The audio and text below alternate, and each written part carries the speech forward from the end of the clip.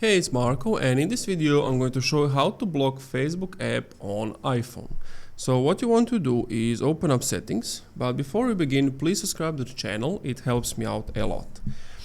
Then scroll down, click on screen time, and from here you will see app limits. If you don't see app limits, you need to enable either it won't say change screen time password, it will tell you add screen time password, and then you will just click on app limits, and then it's going to ask you to approve it and etc. But basically you go to app limits, you click on app limits, enter your password, and then you can choose social, gaming, blah blah. So let's say you want to limit Facebook, and then you can choose how many hours and how many minutes.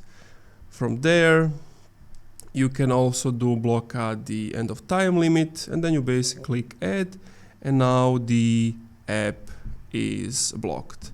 And you can do this pretty much with any app. And that's it. Thank you for watching this video. If you enjoyed, leave a like, comment, subscribe.